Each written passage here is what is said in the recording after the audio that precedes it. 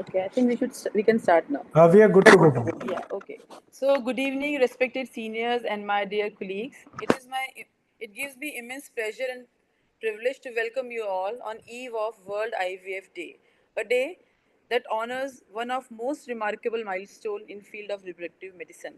Today, we not only celebrate the scientific breakthrough that have made IVF a reality, but we also pay tribute to all our clinicians, embryologists, researchers, scientists, nurses, counselors, and our patients who embark on this journey with strength and hope. And this is our tradition to start everything by doing Saraswati Puja. So, can I request Yukti? Can you start Saraswati Puja? Yes, ma'am. Yes, ma'am. Meanwhile, she is starting. I just want to tell you कि इसका अर्थ क्या होता है सरस्वती पूजा का. इसका अर्थ होता है कि जो चंद्रमा के समान सफेद रंग, बर्फ के समान सफेद रंग और कुंदन के पुष्प के समान सफेद रंग के वस्त्र धारण करती हैं, जो सफेद रंग के कमल के ऊपर बैठती हैं और जिनके हाथों में वीणा विराजमान है, उनकी पूजा ब्रह्मा, विष्णु, महेश सब देवता करते हैं. ऐसी माँ जो ज्ञान, विद्या और बुद्धि को देती है, हम सबकी रक्षा करिए और हमारी अज्ञानता को दूर करिए. So can you play युक्ति now? सरस्वती वंदना. Yes, ma'am. या कुंदेंदु तुषार हार धवला.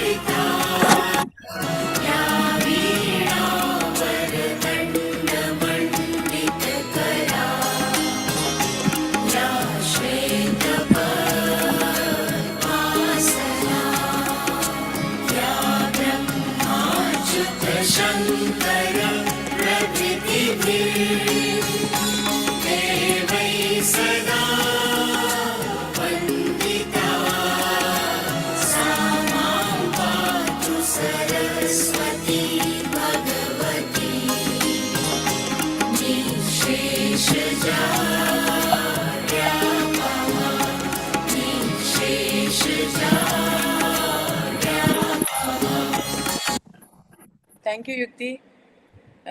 Now, I want to request my dynamic chairperson, Dr. Sunita Arora, to give an introductory welcome address to our esteemed faculty and our national president and Dr. Sharda Jain ma'am, Dr. Renu ma'am, and all our seniors. So, Dr. Sunita Arora. Thank you, Dr. Sujata. I welcome each and every one of you, all dear faculties, our President ISAR, Dr. Amit Patki sir, and Founder Secretary DGF, Dr. Sharda Jain ma'am. We are really delighted to have both of you with us on this platform today. Today is a very, very special day for us. It's eve of World IVF Day. We know that, and that's why we are here. And this time we thought little out of box to give our audience, our members, hearing about how IVF evolved over years, and we requested Dr. Sharda Jain ma'am is going to tell us some beautiful, interesting story, and Dr. Patki is going to cover how male fertility evolved over years. Dr. Renu is there. She's going to speak on how hysteroscopy evolved over years. So I am sure we are all looking forward to this. And I welcome all chairpersons for the event, and Dr. Tarini Taneja, who is immediate past president, Delhi ISAR. Our chairpersons, Dr. Birbala, Dr. Deeba, Dr. Sujata, who is secretary, Delhi ISAR, Dr. Seema Prakash, vice chair, Dr. Shivani, vice chair, she is also logged in, Dr. Shelly, Dr. Deepika Logani, Dr. Vanna Gupta, Dr. Sushila. So with all of you, we just invoke blessings from Ma Saraswati. I will not take much time because we have so much interesting things to hear ahead. And I will request Dr. Yukti now to play a video message which was sent to us by our President ISAR, Dr. Amit Patki. Over to you, Yukti. Please play the message. Yes. Good evening, all, and happy World IVF Day to all the faculty and delegates who have joined us. So our ISAR president, Dr. Amit Patki sir, has been very kind, and he has sent us a special message on this occasion of World IVF Day. Let's listen to this. Hi, good morning. This is Dr. Amit Patki, your president at ISAR. 47 years ago, on the 25th of July 1978, A girl child named Louis Brown was born in England. What was special about this birth? It was the world's first IVF baby. And hence, every 25th of July, we celebrate World IVF Day. It is a celebration of the human mind and what science can achieve. What was thought impossible only a few years before that, to create pregnancy outside the human body. So let's celebrate World IVF Day by increasing awareness of infertility, by removing the stigma that haunts infertility couples, and advocating for easy access and affordable treatment to all. Let's celebrate World IVF Day by supporting the couples, by giving a patient hearing and listening to them with empathy, and encouraging mental health support to all. Let's celebrate World IVF Day by honoring the medical professionals, the embryologist, the fertility specialist, and the support staff who have dedicated their lifetime in sheer quest of this infertility. Let's support each other, let's increase our awareness, and let's make infertility a treatment that every couple, and let's empower every couple to have parenthood, because every pregnancy matters. So wishing all of you a very happy World IVF Day. Bye. Thank you so much, sir, for the lovely message. That was very inspiring. Thank you so much. It was a great gesture, sir. Thank you. Yukti, we can now proceed for the academic session, please. Please invite the chairpersons. Yes. So I'll be inviting the chairpersons. So Dr. Bilbala Rai, ma'am. Ma'am is senior consultant and unit head, advanced gynae endoscopy surgery and robotic. She's a robotic surgeon. Ma'am has lots of awards to her credits and lots of publications. Thanks for joining us, ma'am. Dr. Tarini Taneja, ma'am. Ma'am is gynae consultant and laparoscopic surgeon at Taneja Hospital and IVF Center, Delhi and Muzaffarnagar. She is chairperson ISPAR Delhi State, vice president South Delhi IMA, and president Manzil-e-Rahat NGO. Ma'am has got the Lifetime Achievement Award and Nari Gaurav Award. Thank you, ma'am. Dr. Diba Zubair, ma'am. Ma'am is a consultant at Al Shifa Multi-Speciality Hospital in New Delhi, and she is also ex-assistant professor from KG Somaiya Medical College in Mumbai. Welcome you, ma'am. Dr. Sujata Agarwal, ma'am. Ma'am is our Delhi ISAR secretary and also the director IV Health and Infertility Center, South Delhi, Heart and Gynae Clinics, Friends Colony East. Madam has a lot of achievements and awards to her credit. Now I would request Dr. Rashmika to introduce our respected chairpersons. Dr. Rashmika. Thank you, Yukti. I welcome Dr. Seema Prakash ma'am from UCMS. She's a fellow of ICOG and also the current chairperson of Breast and Cervical Cancer Prevention Committee of AOGD 2024-2025. Dr. Shelly Singh ma'am. She is the director of Fortis. Please change the slide, Yukti. Dr. Shailesh slide, yeah. Of Fortis La Femme. She is also the recipient of APJ Abdul Kalam Appreciation Award in 2018. I welcome you, Shelly ma'am. Dr. Deepika Logane. She's a senior consultant OBGY with Fortis Hospital and Sitaram Bhartiya Institute. Her interests lie in high-risk pregnancy and preventive gynecology, and she has many years of experience under her. Thank you for joining us today, Dr. Deepika ma'am. Thank you. Dr. Vandana Gupta. She is a senior consultant of OBGY at Max Hospital, Parparganj. She is the member of multiple OBGYN Society and the recipient of numerous awards, including the Distinguished Services Award, JP Rawat Memorial Gold Medal Award in OBGY. Thank you for joining us today, Dr. Vandana ma'am. Dr. Sushila Gupta. She is the Director and Senior Consultant OBGY at GNH Excel Hospital, Shalimar Bagh. She is the member of Breast Committee FOXY from 2019 to 2025 and also serves as an advisor to DGF North since 2018. Thank you so much for joining us, Dr. Sushila. So thank you, Dr. Rashmika. Now we'll start with our first talk, which is on IVF in India by none other than Dr. Sharda Jain ma'am. She's a teacher of teachers.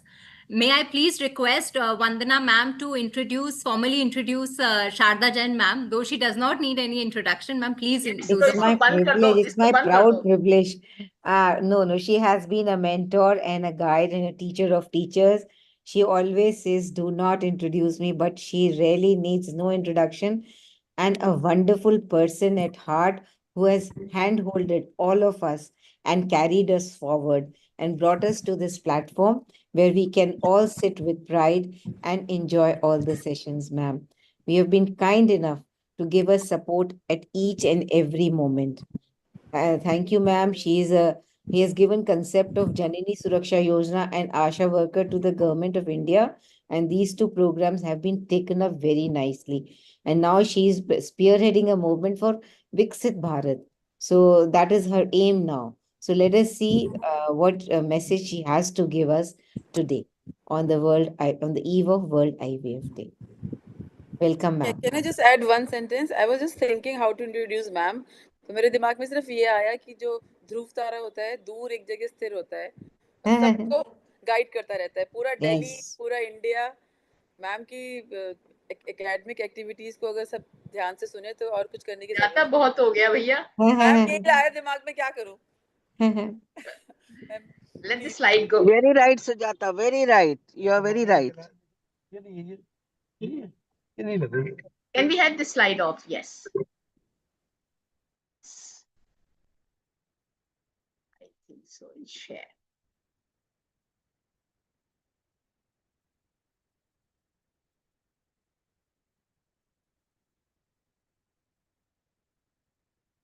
I think my great regards to Dr. Amit Patki, Dr. Sunita Arora, who had roped me in this particular presentation today.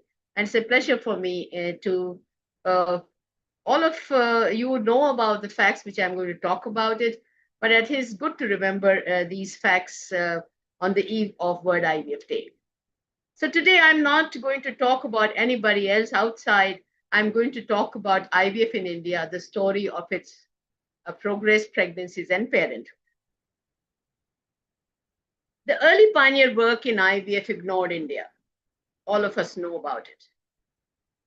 The India's IVF journey began just 67 days after the world's first IVF baby, Louis Bryan, who was born on 47 years ago on 25th July 1978. Dr. Subhash Mukhopadhyay created India's first test tube baby, Durga, in 1978. He remained unsung pioneer for very, very long years. He worked alone without the government or the peer support. Tragically, Dr. Mukhopadhyay died by suicide due to neglect by the colleagues, humiliation by the colleagues, humiliation by bureaucrats, our first IVF martyr. As for the scientific recognition of Dr. Mukhopadhyay his work was only validated posthumously when India's officially recognized Durga as our first IVF baby, 67 days after Lucy Brown. His sacrifice laid the foundation for India's ART journey. Later, Dr. T.C. Anand confirmed his work when he was given this felicitation. He said, no, this is not mine. Dr. Mukhopadhyay deserves it. And he pushed for official recognition of Dr. Subhash Mukhopadhyay. Subsequent to Dr. Mukhopadhyay, Bharat's IVF milestones and the global recognitions have been India's first recognized IVF baby Harsha was born in 1986 in Mumbai under Dr. Indra Handuja, and Dr. T.C. Anand was her back support. Since then, India has become the world's second largest IVF center. We now have over 3,000 ART clinics in metros and tier 2 cities. India performs 3 lakh IVF cycles annually, up from just few thousands in 80s. ART success rate also has risen. It was 10 to 12% in 80s. It has gone to 40 to 50% live birth rates in top centers in the country. India's fertility sector is projected to cross 50,000 crores by 2030. As far as global pehchan of IVF experts, and India fertility specialists chair big bodies, ISMR, ISAR, FOXY, and have shaped ART guidelines. Many IVF scientists train doctors from Asia and Africa. We are capacity builders. Advances in evidence-based IVF practice. World over, ICSI has revolutionized the male infertility. India embraced ICSI early. Today, more than 60% of the IVF cycles use ICSI for male factor cases. Pre-implantation genetic testing is now available in India at par with the global labs. Time-lapse embryo monitoring, the vitrification, the blastocyst culture are now routine in majority of the centers. As for the regulation and ethics are concerned, India was among the first Asian countries to have a national ART guidelines. Way back in 2005, the ICMR had laid these guidelines, and it had been all along advising us. The new ART and the Surrogacy Act came in 2001, 2022, now regulates IVF practice, donor gametes, surrogacy, protecting patients and children. The stronger regulation means higher trust by the community, and it also attracts global patients. India's unique strengths are high patient volume, huge workload, and a rapid learning curve for our experts. As for the cost effectiveness IVF is concerned, the average IVF cost in India is 1/5 of the Western countries. I again repeat, it is 1/5 of the Western countries without losing its success rate. Indian clinics serve not just domestic people, but global couples, and medical tourism in IVF and ART is increasing by over 10% every year. As for the social transformations are concerned, Dr. Patti did tell that IVF infertility had been a big stigma. Many people who are conceived with IVF do tell you that, do not write down on the files, do not put it on the discharge slip that I've had IVF pregnancy. But all said and done, IVF has ended the stigma for millions of Indian couples struggling with infertility. Now the single woman, the cancer survivors, the genetic disease carriers now have a big hope. Fertility preservation, both for eggs and the sperm freezing, is growing, both for therapeutic and social reasons, especially in urban India. Again, it has to catch up in a big way. Now, as for the heroes and champions are concerned, I did talk about Dr. Subhash Mukhopadhyay, remains our unsung hero, and every IVF specialist owes him the gratitude. Many quiet warriors are there, the embryologists, the lab scientists, who have worked very hard, who are working in silence for decades now. Early pioneers often faced ridicule, raids at their home and the place of work, moral policing, and some faced depression. And one of us, leader, had committed suicide. So the mental health support for ART specialists must be talked about openly, and we must not lose another hero for neglect. The solid Indian evidence. Now, multiple Indian centers publish in top journals, fertility, sterility, and human reproduction. Again, bring proud for all of us. Indian evidence supports unique protocols for PCOS, endometriosis, and tuberculosis-related infertility. Very successful. As for the innovations are concerned, low-cost stimulation protocols, minimum stimulation IVF for poor responders have been worked out by the Indian experts. The road ahead, from pioneers like Dr. Mukhopadhyay, who gave their lives for science, to a future of affordable, accessible, and ethical IVF practice. This is Bharat's India's journey, which is resilient, responsible, ready for global leadership. Let's salute our heroes, honor our evidence, and promise that no dream of parenthood shall remain unfulfilled for want of science, ethics, and the support by the Indian doctors. Thank you very much. Thank you so much, ma'am, for walking us through the IVF journey and from the past to the future. And also, you were talking about the importance of mental health in IVF, especially. I think that is something very important and relevant in today's world. Thank you, ma'am. Thank you so much. Thank you, ma'am, for giving us true facts and speaking straight from heart. So it really makes the base for us to carry it forward. And we will move on and we will take opinions from all our chairpersons in the end, and we will, request them to share their thoughts at the end of seminar, because all of them are going to stay with us. Thank you for your time, ma'am. Please stay back with us, because Dr. Amit Patki is again, going to give a very important talk on how male fertility evolved, which is so very important. Yukti, let's move on. Yes. So after that lovely talk by Sharda Jain ma'am, let's go to the second talk, which is on how IVF has evolved since inception by our very own Delhi ISAR chairperson, Sunita Arora ma'am. So I would request Sushila Gupta ma'am to formally introduce our speaker. I think that's not needed. Let's move on. Please allow me to share my screen.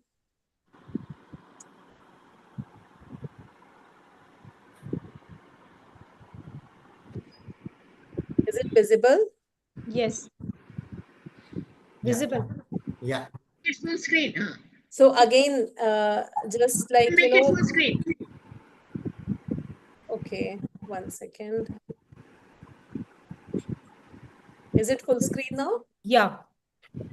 So just like ma'am spoke very general about IVF in India. So this is again, going to be very, very general talk on IVF journey till date, updates and advancements. So we all know the very basics, why it is called in vitro fertilization, because fertilization happening outside the body. In vitro means glass. So early experiments were all on glassware. Why it is called test tube baby? It is a misnomer actually. And the fertilization used to happen earlier also in petri dishes, but still it is called a test tube baby even now by general people. So let me take you through the milestones of early IVF and the key developments and breakthroughs. So as early as 1890, the first embryo transfer happened through Walter Heap in a rabbit. So it all started in animals, just like any other discoveries, inventions. IVF also started with rabbits. And in 1954-59, the first live birth in rabbit happened. Then in 1965, Sir Edward, he observed in vitro maturation time of human oocytes. And after that, first successful fertilization of human egg happened in 1969. So the story all began with the experiments in rabbits and having IVF, the rabbits produced through IVF, which happened in 1959. So we all know Robert Edwards, Bevister, Steptoe, all these people, these great scientists, they published in Nature the successful in vitro maturation and fertilization of human oocytes. And this was a major breakthrough demonstrating the possibility of human embryo creation in lab.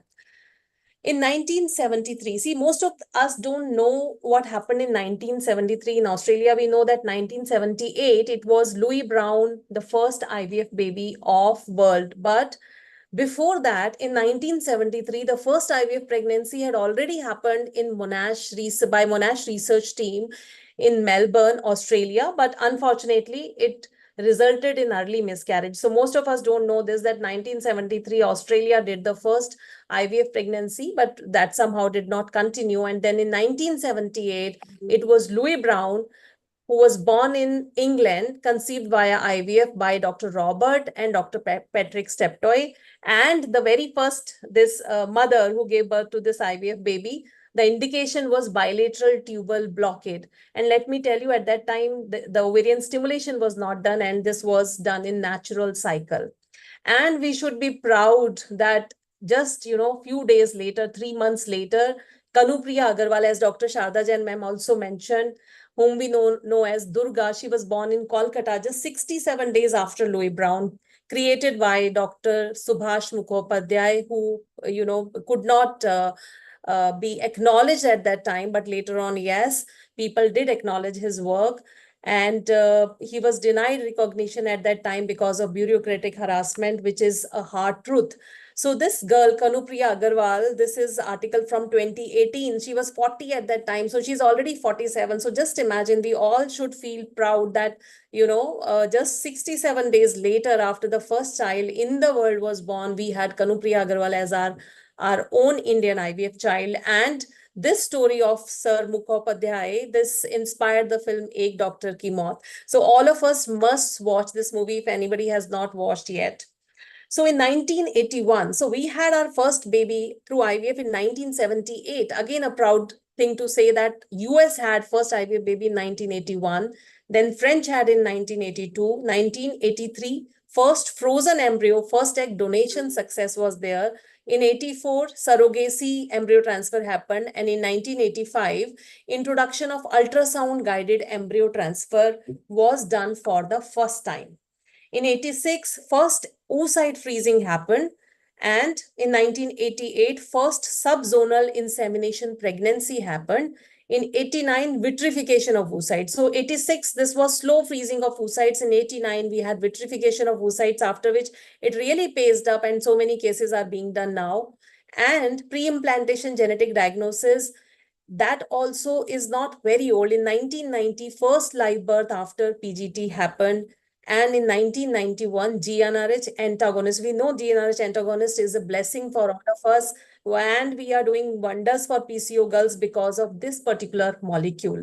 So if we talk of ICSI, so ICSI, which is, very popular for severe male factor infertility, and we know that this has really changed the trends over years. It was pioneered by Dr. Gian Piero Palermo, who did this ICSI for the first time. And so 1990, as I said, PGT and pre-implantation genetic testing, it's a bliss for people who have genetic problems in the family. And all of us as IVF specialists, we are doing cases of thalassemia, sickle cell, and all those things. So now, we can give them thalassemia-free child to the couples who are suffering from thalassemia, sickle cell-free kids, even so many chromosomal balance translocation and all, people having recurrent abortions, and we are able to give them healthy baby with the help of PGT-SR. So we can look at the pace at which the technology is evolving. Similarly, PGT-A, which can be used for advanced maternal age, recurrent pregnancy loss, recurrent IVF failure. This is a huge advancement.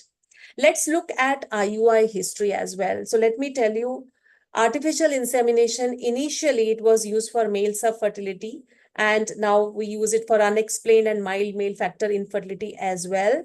But you will be surprised to know that IUI dates back to 15th century. It was documented in 1790 by John Hunter.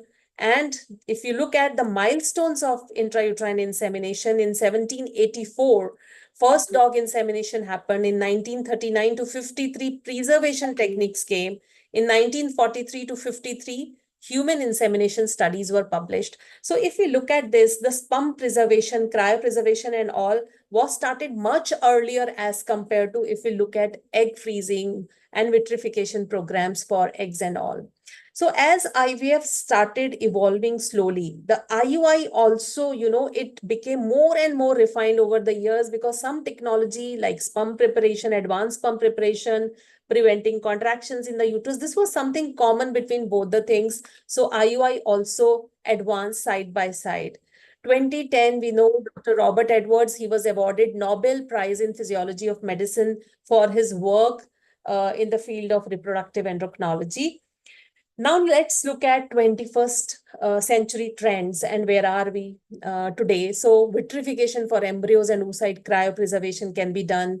There is time lapse, which is commonly known as embryoscope. There is artificial intelligence technology in the labs, social egg freezing. Again, it is at a great pace, it is happening.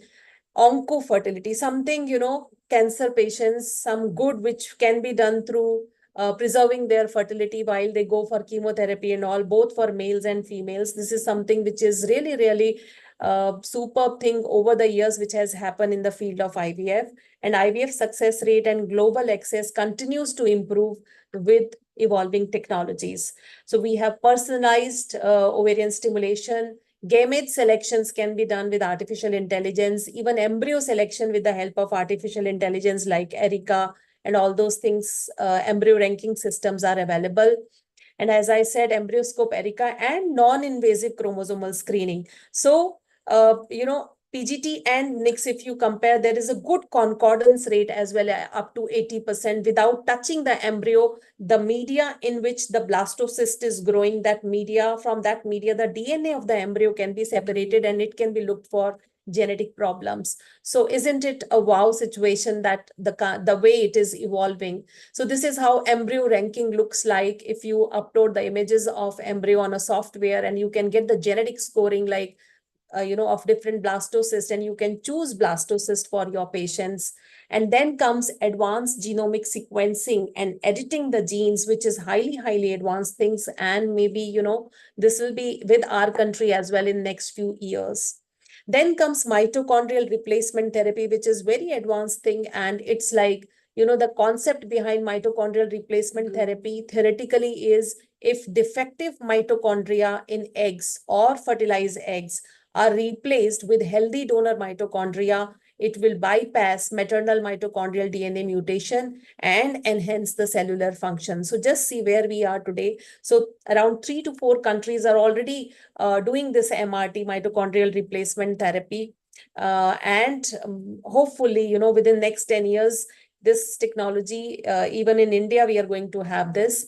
And this can be done in 2 ways. So basically, the aging eggs, so there will be 3 parents to that child, some part from the mother's egg, some part from the donor's egg, and the father's sperm. So this news was also there in newspaper a few days back. And if you go online, you will find that around 8 to 10 babies who with 3 parents are already born. So mitochondrial replacement technology can be autologous as well as heterologous, and especially for places where there's a lot of social inhibition with donor eggs and all. Here, mother's own DNA can also be there. So IVF today, current trends, over 5 lakh babies are born worldwide via IVF every year, and 2.5 million IVF cycles are happening annually, and this is recognized as one of the most impactful medical breakthroughs of 20th century. So IVF has evolved from experimental techniques to mainstream treatment. ICSI and IUI have already complemented each other for the success. Indian contributions are globally significant. From embryo transfer in rabbits to AI-driven IVF lab, the field continues to evolve. And on World IVF Day, we celebrate the scientific pioneers and lives made possible through IVF. So thank you so much for your kind patience. That's all for my talk. Thank you, Thank Dr. you. Sunita. That was really, really wonderful. You told us each and everything. I just want to say 2 lines. One, we should thank our animal kingdom for offering their body to humans, since I am a vegan person. And secondly, artificial womb is also formed these days. A goat baby, a lamb is born through artificial womb. So science is, it's going in a new direction. Thank you, Sunita. Absolutely. Thank you. Thank you. So over Thank to you. you, Preeti. Yes, ma'am, you've covered everything from history to innovations to artificial intelligence and CRISPR technology. It was a very informative talk. I didn't know IVF in humans actually started in 1973. Thank you, ma'am. So, talking about infertility and IVF, we cannot leave behind the male. So, to talk about how male infertility has evolved since beginning, we have none other than our ISAR president Amit Patki sir to talk about this important session. And may I please request Sujata Agarwal to formally introduce our speaker? It is my extreme privilege to introduce our national president, Dr. Amit Patki sir. We know he has got so many things, publications. I just want to say that he's a great doctor. He's a team leader. He's always smiling and encouraging youngsters, and he believes in making protocols, evidence-based protocol, and a very good evidence-based practice and a very fair practice. So, welcome, Dr. Amit Patki. We are looking forward to hear from you. Thank you so much, Dr. Sujata. Uh, can I share? Yeah. Sure, sir. Yeah. So I must say that Dr. Amit Patki, sir, we are blessed to have him as President ISAR. He's a person of great integrity and very inclusive. He is so inclusive that any event, anything, any day, he would like to call all the state chapters, and we have group of all state chapters, and he always involves all of us in all national and state activities. Thank you, sir. Over to you. Thank you very much. And thank you to Delhi ISAR. My regards to Dr. Sharada Jain and my love to all of you. And I hope to meet all of you in person tomorrow on the World IVF Day. And as I requested, if you all have your ISAR scarf or tie, please bring it with you, because we want to show our presence in major meetings. My happy birthday to Louise. I was very fortunate to meet Louise Brown because my consultant in UK was part of the team where she was born, and I had the good fortune to meet her in one of our meetings. So when we talk of how male infertility or male factor infertility has evolved, I think the routine semen analysis remains to date the first test that should be offered to the couples. It is the most important test for evaluating male infertility. Sadly, to this date, also, I find some couples where extensive investigations have happened on the female, but sadly, one semen report which is needed is missing. Having said that, although we say it is one of the important tests, at the same breath, I say it does not provide information regarding all functions of the sperm, nor is it sufficient for us to predict male infertility potential. We must also know that the WHO criteria of semen analysis have changed vastly over the last 2-3 decades. And presently, the WHO standards that we use for normal values in semen do not reflect the average values. Understand, it is the bottom 5% cutoff. In other words, it is the minimum standard that we require for pregnancy. We know that the semen counts worldwide have decreased over 50% in the last 50 years. We know that 15% of men who were suggestive of pre-diabetic or diabetic had an increased risk of hypogonadism, increased sperm DNA fragmentation, and severe cases also landed up with non-obstructive azoospermia. In addition to diabetes, we know obesity is another reason for oligospermia and astenospermia. And we now know that contrary to females having low potential infertility, men who are found to have low fertility potential are more likely to have metabolic syndrome, and such men should be further investigated. We also know that prolactin can be raised in men, which can cause some amount of sexual dysfunctions. And the treatment is similar to what we give in women, dopamine agonist, or if you have large tumors, then you need surgery. The sad part is that those who have got idiopathic OAT with no evidence of using androgens, HMG, HCG, anti-estrogens, prolactin inhibitors, and steroids, and hence such treatment should not be given empirically because sadly it can worsen the stage and more importantly delay the treatment that we should actually offer to these males. I also see a large number of men having scrotal Dopplers and USGs performed. However, this should be reserved to the small group considered strongly in patients with history of cryptorchidism or prior germ cell tumors or for men who have unexplained abnormalities on testicular examination. So coming to that testicular examination, I think it is very important that we do not treat only the semen report, but as we examine the woman, we should also examine the man for his general examination and then for genital examination. Routine scrotal ultrasound for subclinical varicoceles is not recommended because such varicocele repair has not shown to be effective in improving semen parameters or fertility. So we should do a semen report, do a general examination and a genital examination to see for the testicular volume, to see for the testicular turgidity, to rule out clinical varicoceles and any other incidental findings like hydrocele or hernias or sometimes testicular tumors.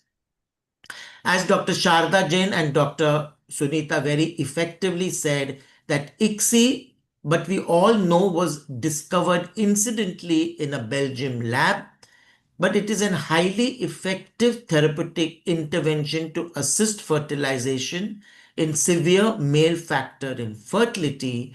And I think if I have to pinpoint which test truly revolutionized after IVF, it is ICSI because it treated almost most cases management of male factor, particularly severe male factor infertility. Now understand that ICSI bypasses the natural selection. ICSI did not have any vast animal studies to see what could be the cause. And then after a few years, we realized that ICSI can cause promotion of transgenerational transmission of genetic defects to the offsprings, causing gametogenic failure.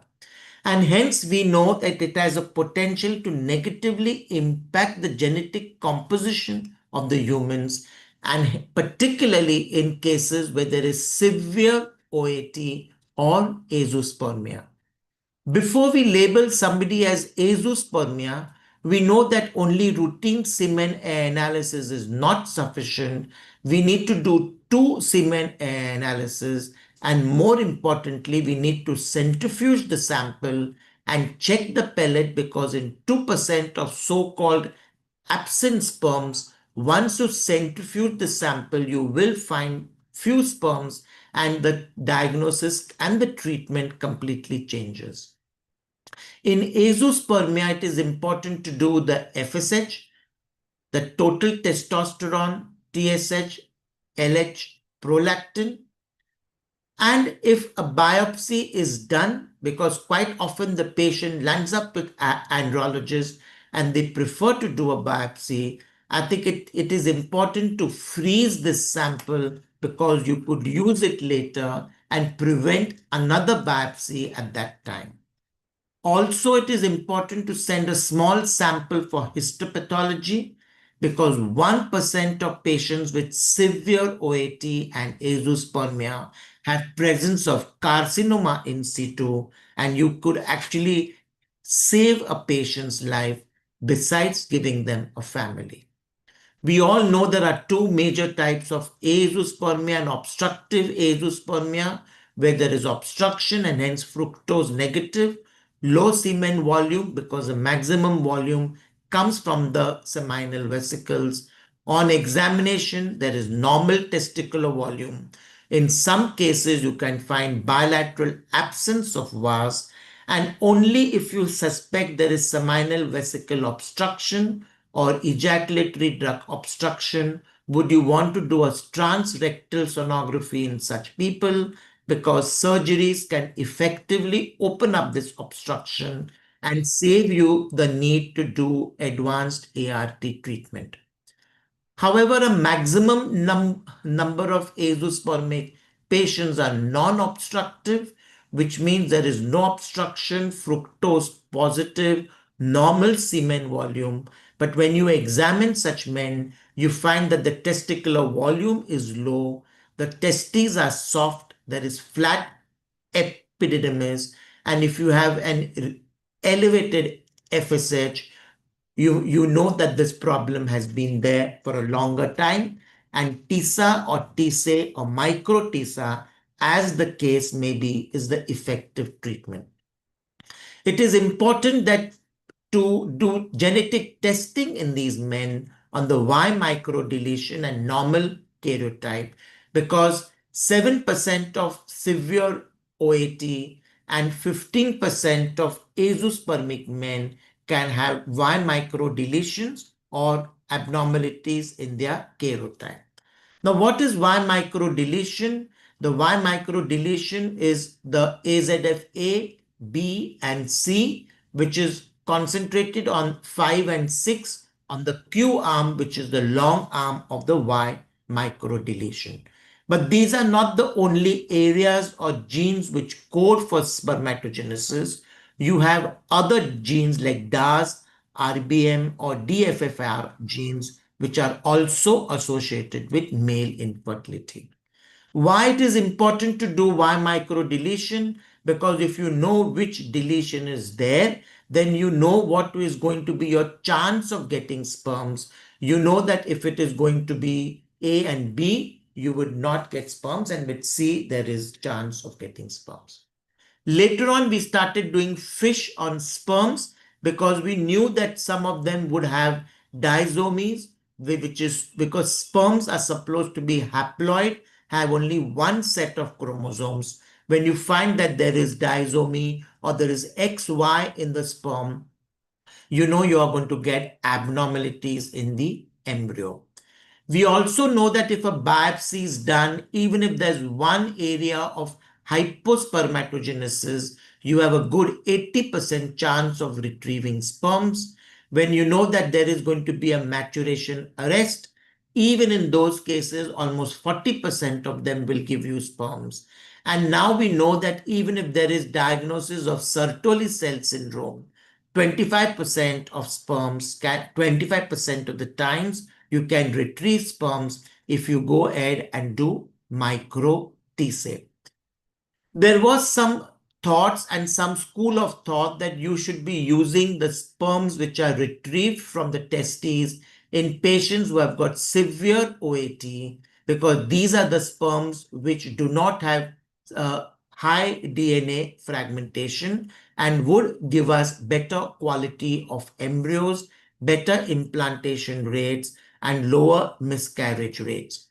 Now, I would like to put a word of caution that if you have men where there is OAT or there is high DNA fragmentation, it is important to investigate and see what could be the cause. Some of them have metabolic syndromes like obesity, diabetes, hypertension, stress, smoking, alcohol. It is worth telling them lifestyle changes, as we tell a woman with PCO, put them on antioxidants, make an effort to get their sugars normal, lose weight.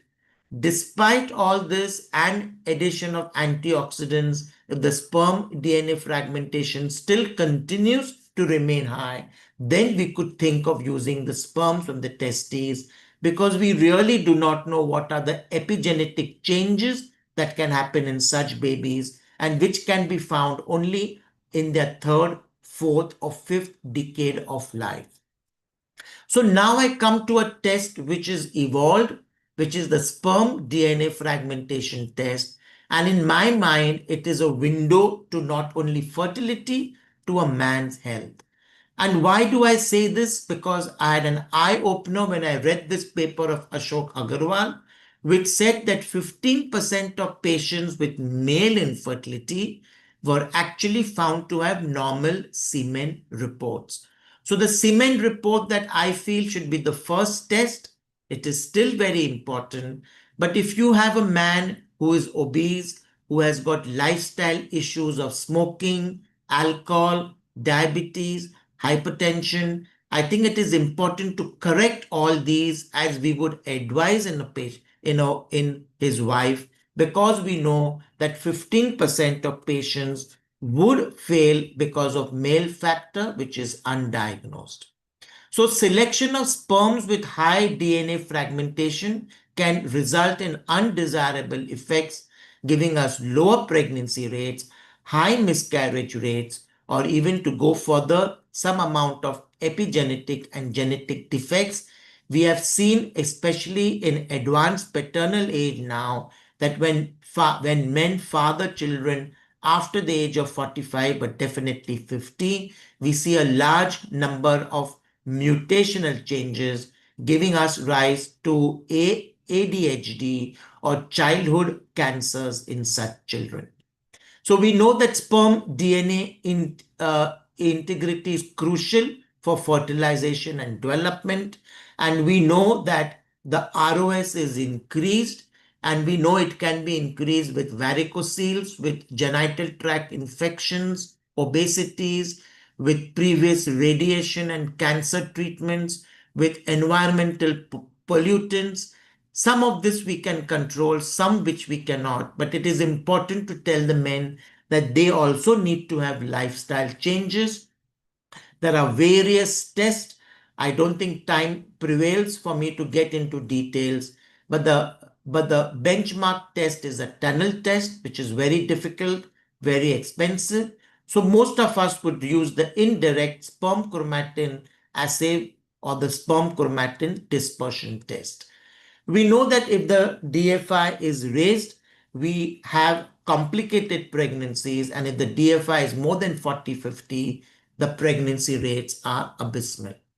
We examined 100 such men who were referred to us with previous IVF failures and in whom male infertility was not documented, and we found that almost a fourth of them were over the age of 40, 20% diabetic, 12% hypertensive, thyroid issues, obesity with a BMI of more than 39, heavy smokers, alcoholics. We also found some of them were on chronic medications, and some of them were on these supplements, especially create powders in high protein diets, which were used in their gym training. So lifestyle modification, reduction of weight, treatment of diabetes, alcohol, simple things like wearing loose underwears or avoiding high temperature environments, controlling male factor infertility, because we know when there are inflammatory cells, there is increase in the ROS, and this can further cause DNA damage. So when you see pus cells, you treat them for 2 weeks minimum with very simple antibiotics like doxycycline. This will get the WBC down in the sperms and thereby giving us better. We have been giving oral antioxidants. Most of us have been using it empirical for want to give something to the male, but we now know that certain antioxidants are important because they help to reduce the DNA fragmentation. Cheap antibiotics like vitamin C, vitamin E, and expensive ones like coenzyme Q10, zinc, L-carnitine are all very effective, and we know that there are products in the market giving a combination of all this. But this needs to be started at least 2 to 3 months before, because we all know that spermatogenesis takes around 85 to 90 days to happen. And for any good effect, we need to go through the full cycle of spermatogenesis. Why oxidative stress is important and DNA fragmentation? Because it can be potentially reversible, and this gives us an opportunity to treat such men by lifestyle and by antioxidants. So proper nutrition, lifestyle, antioxidants are the cornerstones for treatment of male infertility.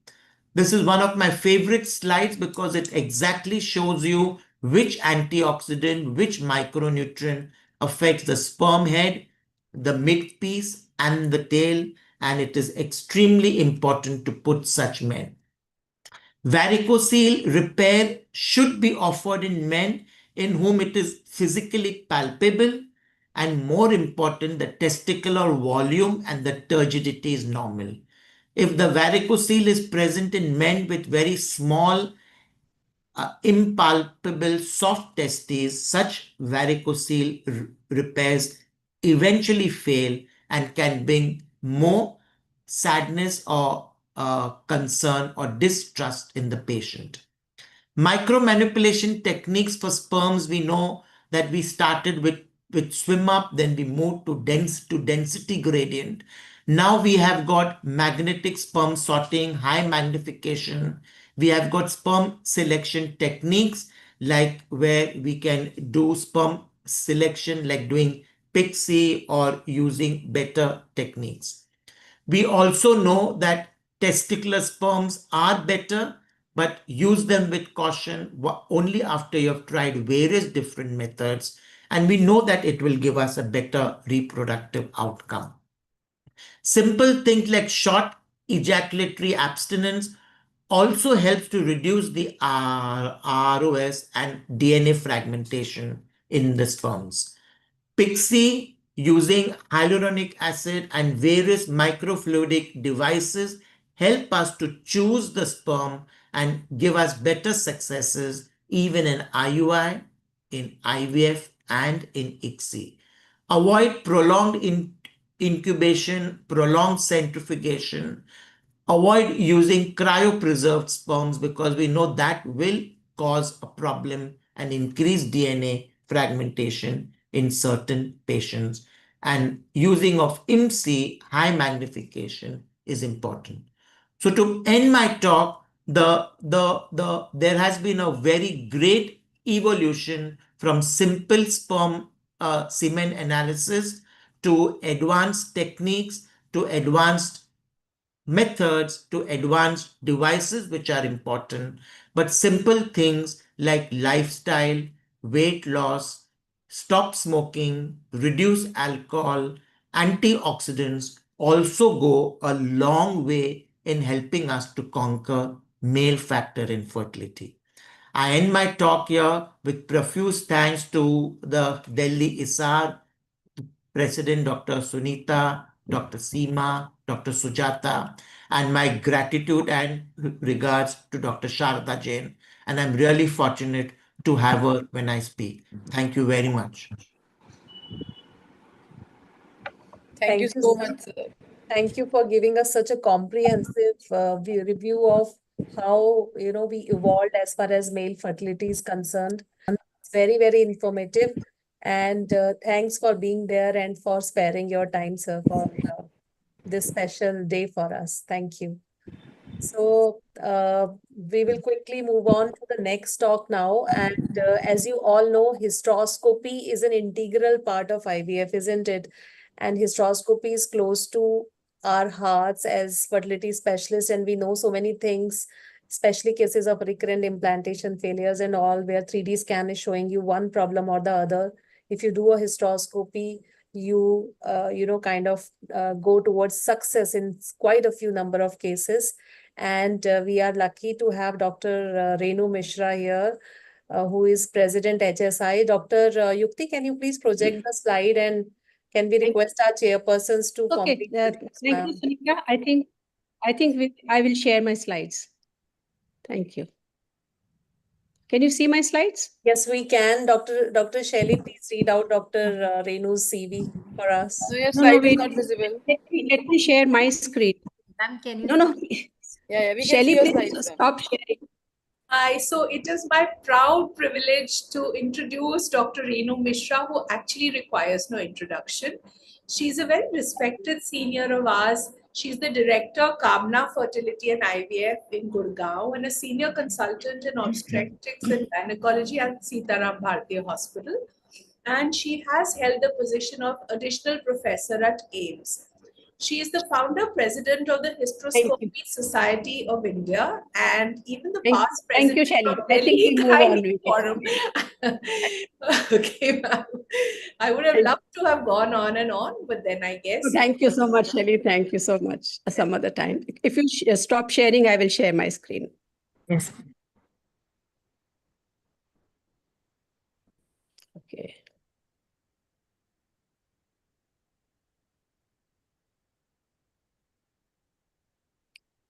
Okay, so good evening, namaskar.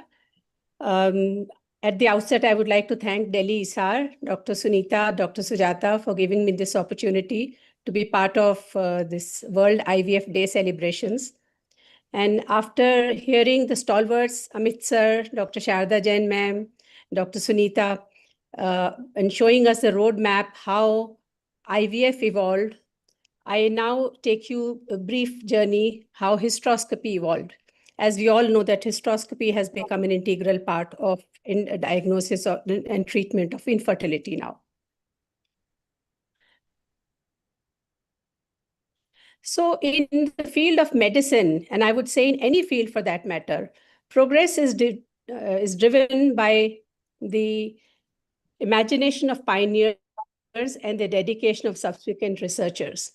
Endoscopy as a medical philosophy rests on the belief that the most effective way to diagnose and treat diseases is through direct visualization. Like we always say, seeing is believing. What is the problem? Okay. So the history of hysteroscopy goes back to 200 before Christ, 200 years before Christ, when we see the first report of an attempted hysteroscopy in a Jewish religious textbook called Talmud, where it described a lead drainage tube inserted into the vagina. 1805, Bosny, which is supposed to be now the father of endoscopy, built the first endoscope. But as has happened to many brilliant researchers, the Vienna Medical Academy suspended all of Bosny's research and killed an academic excellence. And unfortunately, he died of typhoid fever at the age of 35. Pentiloni, who first did a proper uterine endoscopy in 1869, did it to a patient who reported with postmenopausal bleeding, and he diagnosed and treated her endometrial polyps using a silver nitrate strip. 1879, Nietzsche, a Viennese urologist, introduced cold light, and in 1898, we find the first scientific record of hysteroscopic findings. As you see in this picture, this is from the same book, which was called Operative Surgery, and this is by Duplay and Clato. Moving to 20th century, in 1925, Rubin first used carbon dioxide to distend the uterus because they found that it was not easy to distend the uterus as it was easy to distend the bladder. At the same time, Gauss was experimenting with sodium chloride using fluids for distension. In 1947, Norman developed contact hysteroscopy, putting the light at the proximal end of hysteroscope. In 1962, Cylinder used a double-channel hysteroscope so that you could have a continuous irrigation and outflow channel. In 1965, the fiber optic cable came with xenon light source. And in 1971, Mori introduced the first flexible hysteroscope. While the equipment evolved, also the procedure evolved in 20th century. In 1972, we find the first description of transcervical catheterization of fallopian tubes. In 1976, Neurith and Emin, they first did the successful myoma resection. In 1980, Hamu introduced the microcolpohysteroscopy, which did not take off very long. And Goldreth in 1981 did the first hysteroscopic laser ablation of endometrium. 1982 was a landmark year because that changed the way we do endoscopy now, because in 82, we got the first video camera with monitor. And in 89, Bagish did a hysteroscopic myomectomy using an ND-YAG laser. So by the end of the 20th century, hysteroscopy had already eroded into the traditional long-standing DNC procedure. And we started seeing articles like these. This was in the Journal of Royal Society of Medicine, which said the demise of DNC, which is not entirely true, but certainly we have done away with DNC in many of the conditions. Office hysteroscopy was introduced by Bertocci, and this was the first office hysteroscope which he introduced, which had a 2 millimeter diameter endoscope, and with the outer sheath and the operative channel, it was 4 millimeter, so that office hysteroscopy could be done without dilating the cervix. Bertocci also introduced the concept of vaginoscopy. These are some of the instruments which were produced by Karl Storz. The top one is the Bertocci's operative hysteroscope, which has an irrigation outflow, and it has a side channel through which you can put electrodes or a grasper or a biopsy forceps or a scissors. And this is a trophy scope, as it is called. So the lens is still 2.9. You can go inside the 2.9 lens. And if you have to do an operative work, the advantage with this scope is that you don't have to take it out. You can just slip on the operative sheath over the diagnostic sheath.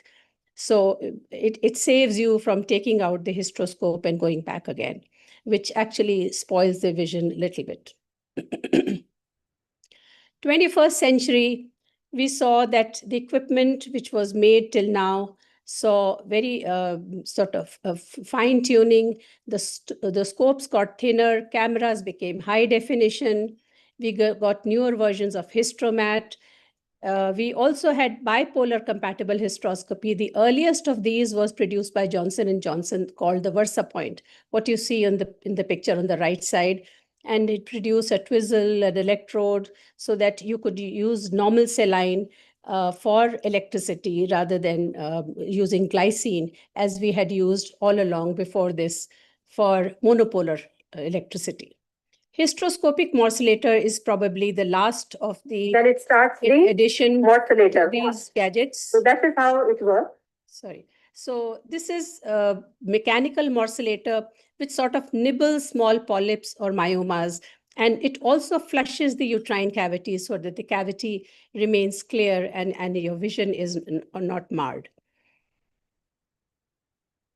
These are some new generation instruments. People are now making newer kind of graspers to suit what they want to do in the outpatient hysteroscopy. So you can have new graspers. You can have this grasper with a spike so that you can poke it into a myoma and then pull out the myoma like you do it in open myomectomy. This is snake biopsy forceps. This is a palpator with a centimeter gauge so that you can measure your septum, how many centimeters it is, and give a little bit more objectivity to your subjective diagnosis of how big is your septum. So these are all obviously things that are now coming up. Briefly, I will tell you my journey of hysteroscopy. So my exposure to hysteroscopy started in 1993 when I was awarded Commonwealth Scholarship by UK for 1 year. I spent 6 months in Leeds General Infirmary and 6 months in Whipps Cross and North Middlesex in London to learn laparoscopy and hysteroscopic surgery. Just to point out some interesting observations, when I was in Leeds, the commonest operative hysteroscopy that was done in Leeds Theatre was TCRE, which we never saw in India. It never picked up really because probably because it has a much longer learning curve. Probably patients are more brainwashed for hysterectomies, but I hardly saw any hysterectomies there, and it used to be more of TCREs. And interestingly, women who had some respite with TCRE for a few years came back to redo TCREs, which I have seen nowhere else but in Leeds. Every OT, there was a redo TCRE where they still didn't want a hysterectomy and they would have another TCRE. At that time, they were also having a nationwide study comparing resection and rollerball ablation for TCRE. Whipps Cross Hospital, the highlight of my training there was an evening outpatient hysteroscopy clinic, which I used to do twice weekly from 6 to 9 p.m. We didn't have the 2.9 millimeter telescope. It was a 4 mm telescope. So with the irrigation channel, it becomes 5 mm. 10 patients were slotted, 20 minutes per patient, single-handed. I did no analgesia, no anesthesia, no misoprostol, no dilatation. About 8 to 10% of these patients had to be posted under anesthesia, whether I could not negotiate the os because it's very tight or adhesions, or there was some intrauterine pathology requiring operative hysteroscopy. At AIMS, we did our first live surgery workshop in July 1995. In fact, that was the first ever live surgery workshop conducted in AIMS. And then from then on, I did early hands-on training workshops dedicated for hysteroscopy. We got a training center at AIMS. The lab equipment, that means the camera, the equipment, the monitor, everything was donated by Karl Stores. And the most recent venture, like Dr. Sunita said, we have launched Hysteroscopy Society of India, which is a pan-India society, which got registered in 2023. These were few of the publications which I had while I was in AIMS. Elix evacuator is a simple mechanical device to flush out the chips, which you can do now with these tissue retrieval systems. Vaginohysteroscopy, and we did a thesis comparing the Mirena to TCRE and seeing which one was more effective. Now the question is, what does the future hold for hysteroscopy? So first of all, the focus is on operative hysteroscopy in office settings by reducing diameter of the instrument, by improving patient experience and safety, improving image quality without increasing the cost. The next thing which is on the horizon is digital hysteroscopy clinic. This has been developed by Rudy Campo from Belgium, who has integrated 3D sonography into the endoscopic tower in 2018, but I don't think it is commercially available in many places. 3D hysteroscopy, of course, I was sure it was going to come with after 3D laparoscopy. So because all it needs is addition of 3D image visualization. So that is also on the horizon. We will be getting 3D hysteroscopes. AI integrated hysteroscopy, well, AI is permeating into every field. So this has been now developed to reduce the subjectivity of the hysteroscopic assisted pathology. Like most of the time, it is a very subjective assessment when we look at the endometrium and say whether this is secretory or this is hyperplastic or this is proliferative. So this will probably enhance or get in some objectivity into the correlation with the final histopathology. Robotic hysteroscopy, robot क्यों पीछे रह जाएगा? So robotic hysteroscopy, Harvey et al. Have developed a prototype for a 23 French rigid system enabling two-handed surgery in a simulation laboratory. It is part of feasible study for endoscopic robot for hysteroscopic applications. And so this is how the journey of exploration of the uterine cavity continues. Thank you very much. Thank you so much, ma'am, for taking us through the journey of hysteroscopy. And a big thank you to all the speakers. We have learned about the IVF journey in India, how IVF is involved since conception, hysteroscopy, and also male infertility. So thank you to all speakers. May I request our chairpersons to give us one-liner concluding things. Dr. Birbala, ma'am. I think it was a wonderful, wonderful session. And we've learned a lot from all of the speakers. And screen, Yukti. I think it was very wonderful, totally. Thank you, ma'am. Thank you for your presence. Dr. Deeba, Dr. Sushila. Dr. Seema Prakash. Yeah, so it was a very nice. Yeah. Yeah, it was a very wonderful, the whole webinar was really wonderful. Dr. Sharda ma'am, she made us all proud by telling us the history in such a detail. And it was really a very good, in fact, very good oration, I would say, that she told us everything about how India is a leading factor in infertility practice. Then Sunita, she has given everything so beautifully. She explained from history to the present day, what is going on and what is the future of IVF in India. And then Dr. Renu Mishra, she has spoken so well on the topic she was given, and it is almost a complete talk on hysteroscopy and everything she has talked about. And last but not the least, Dr. Amit Patki sir. I have seen him talking about male infertility. And as such, male infertility is my field also, because way back in 96, when I was choosing my thesis, I was choosing ICSI. Then my guide, Dr. Geeta, told me that you will have to go to US to do that thesis. So that day, I still remember that since that day, I did my thesis in male infertility and oxidative stress. And Dr. Amit Patki, every time he stresses so much on oxidative stress and antioxidants in male infertility. And it was really a wonderful talk.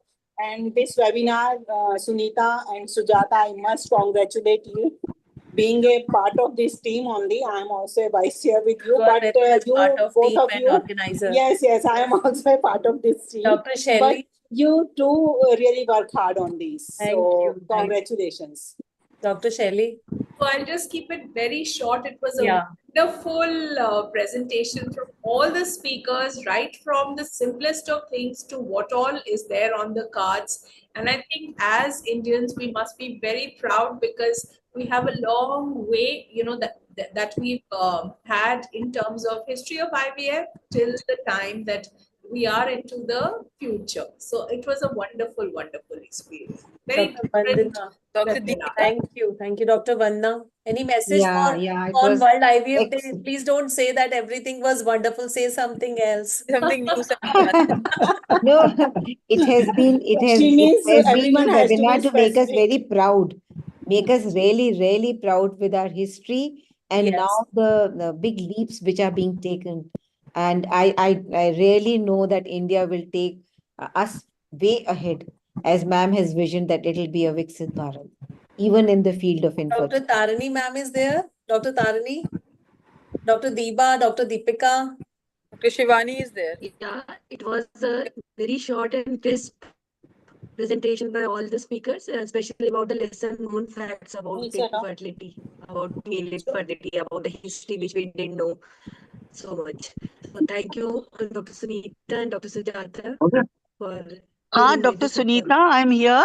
Dr. Sunita. Ma'am, we Yes, ma'am. need Yes, to ma'am. hear from you on World Yeah, IVF yeah. Day for So our audience, I for our must Delhi ISAR congratulate to members. both of you, Dr. Sunita, chairperson, and Dr. Sujata, secretary, and all team, taking the ISAR flag very high.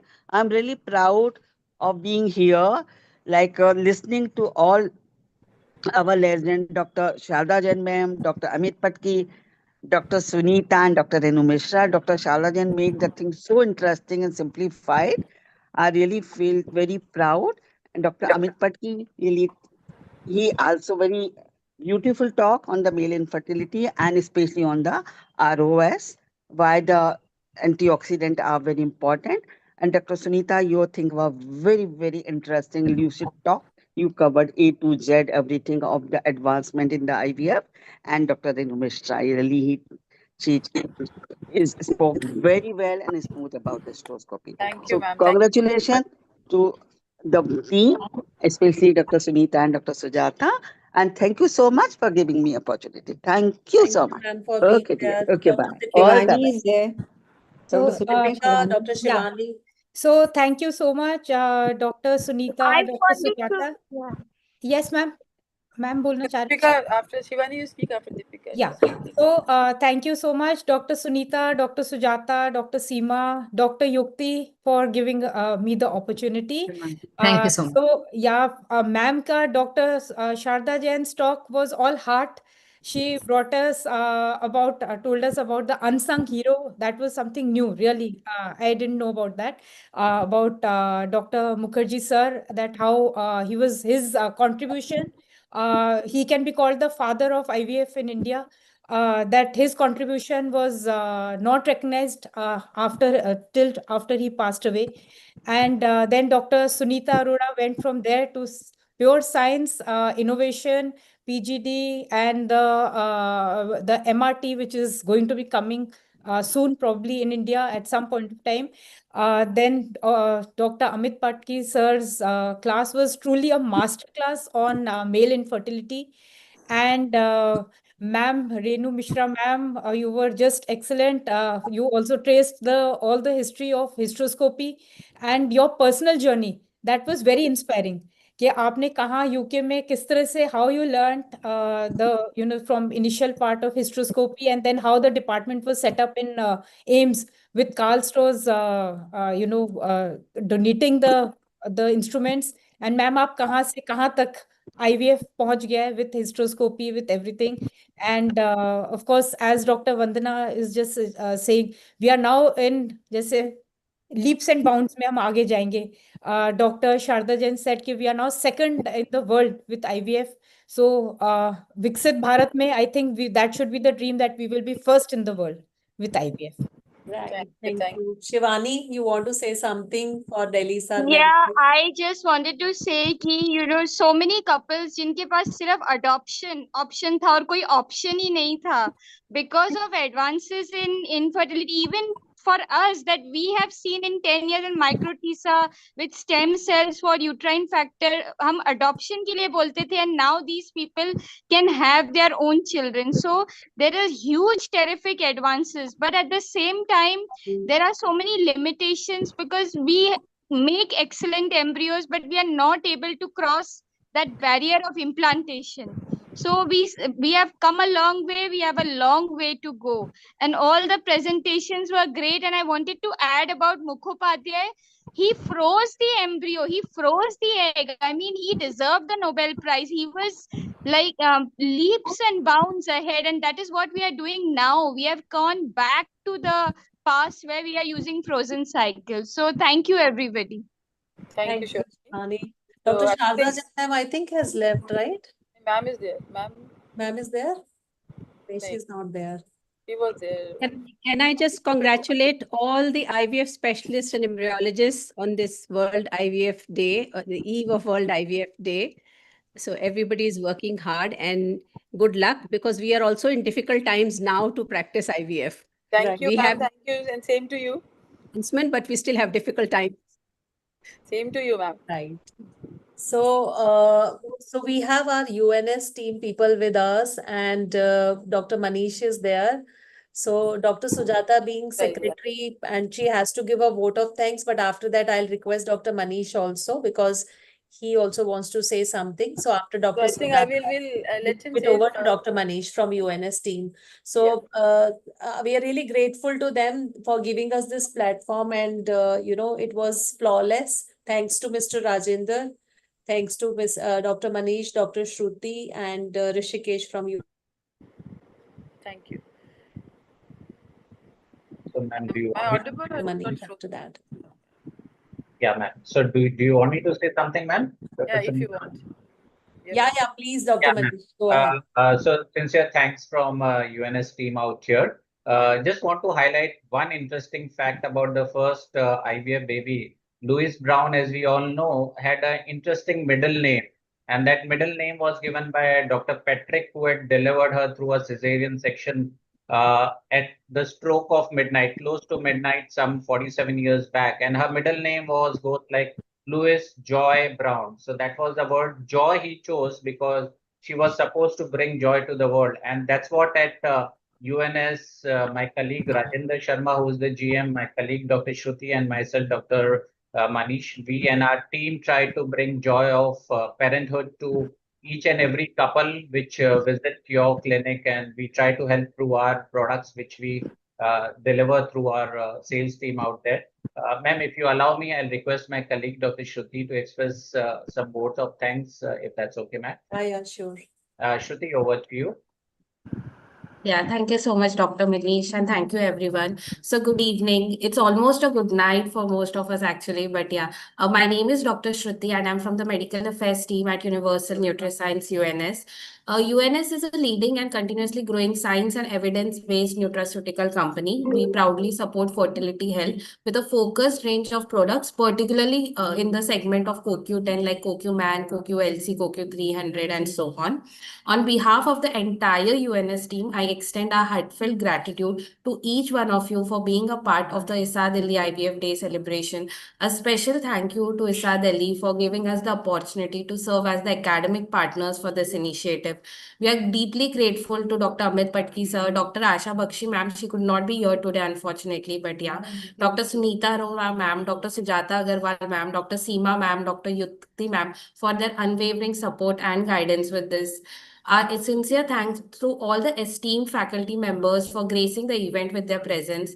A special note of appreciation to our speakers, Dr. Sharda Jain ma'am, Dr. Amit Patki sir, Dr. Sunita Arora ma'am, Dr. Renu Mishra ma'am, for their enlightening sessions that beautifully captured the evolution of IVF, male infertility, hysteroscopy. It was a great and a gentle reminder to ourselves that with all the advancements happening around, even with PGT and MRT, India has truly today become a global pehchan icon for IVF. And finally, thank you to all the amazing participants for taking the time to join us today and making this celebration a success. Thank you once again, and we look forward to many more such academic collaborations in the future. Thank you so much. Thank you, Shruti. And once again, a very big thank you to one and all who joined, delegates, as well as all our faculty, Dr. Sharda Jain ma'am, Dr. Amit Patki sir, Dr. Renu for taking out time and for their deliberations. Thank you to all the chairpersons. Special thanks to UNS team and to Secretary Delhi SAR, Dr. Sujata, who anchored the program, Yukti and Rashmika, good coordinators for the program. So thank you to all. And I will say that we are very proud to be IVF specialist, reproductive endocrinologist, infertility specialist. So big congratulations to all of us. And we really feel so delighted when childless couples, they come to us and we are able to help them out through our treatments and through the intricacies which have evolved over years in the world of IVF. So thank you so much and a very good evening to all and a very happy World IVF Day to all. Thank you. Thank you for the opportunity, Sunita. Thank you. So thank you, Dr. Sunita, and congratulations on World IVF Day to all the IVF specialists. Yes, this is for everybody. Thank you. Thank you. Thank you and good night. Okay, good night, And happy World everyone. IVF Day to Bye, bye. everyone. Yeah. Have a good night's sleep. Good night. Bye. Good night. Thank you, Bye-bye. everyone. Thank you, madam. Thank you, Sunita, ma'am. Bye. Great. Bye. Yeah. So, Yogesh, you can